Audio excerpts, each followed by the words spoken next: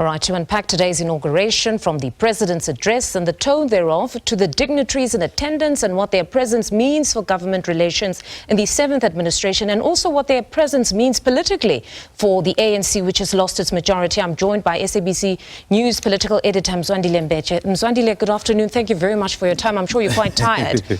Well, I want us to start with the tone of the president's address. Words that are etched in my mind are those where he said, "Today is no ordinary day.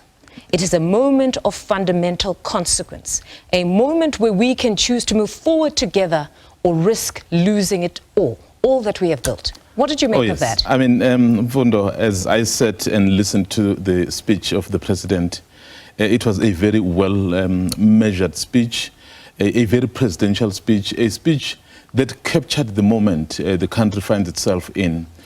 This is a president who was able to go out there to acknowledge that they have not performed the way in which South Africans had expected.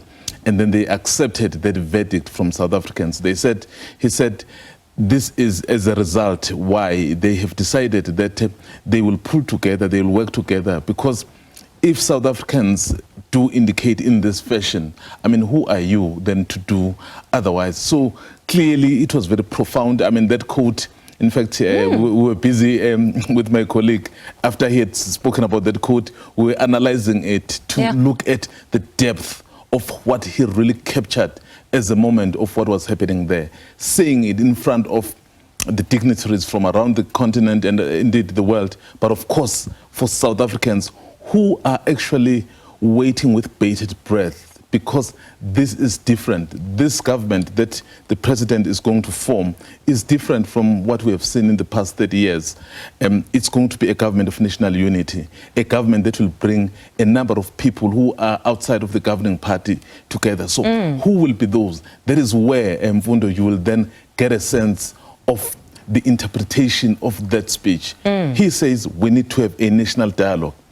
He is basically acknowledging that a lot has gone wrong, but as South Africans, we have overcome before. So this is an opportunity to pull together and overcome again. So clearly it would be very interesting for me from now on to see how then he puts his words into action by the type of the appointments he will make going forward. So we want to see if today's speech will be reflected in what they do beyond this moment. But in your interactions a bit earlier on with some other political party leaders and perhaps civil society organization leaders, did you get a sense that they share his views that this is a fundamental moment of consequence?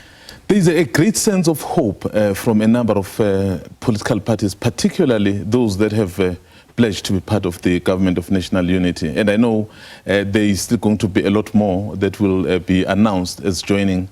That then tells you, Mfundo, that there is that sense that perhaps it's about time we put the interests of South Africa first, and perhaps not so much be dictated to by the political inclinations.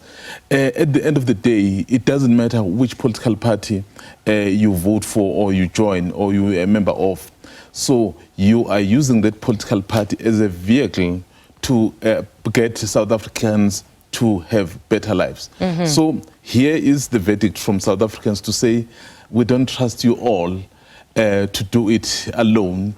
We would rather have you guys get together. Obviously, we'll rank you in terms of who we think may be able to take the lead.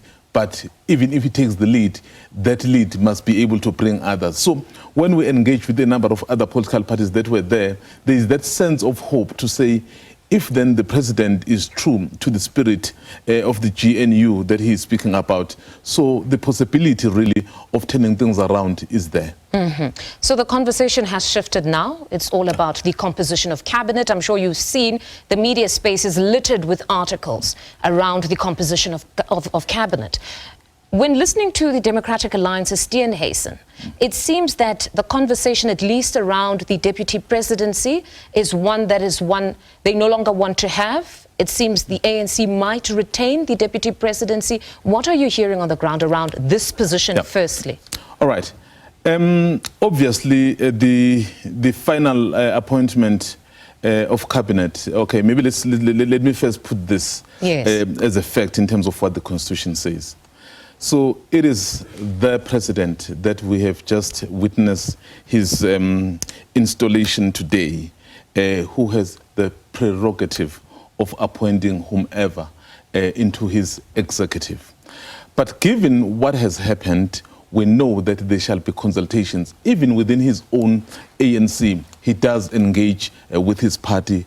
So in this instance, consultations will even be more important, because it's not going to be the ANC alone. It's going to be the ANC with other parties that will engage. And those conversations are generally very difficult, even if it's just among ANC members. But then now you've got other political parties involved. So it will be quite interesting. So what basically has happened is that the fact that they've agreed that they will work together, so then opens that possibility that we will then engage in terms of how the composition of the executive will look like.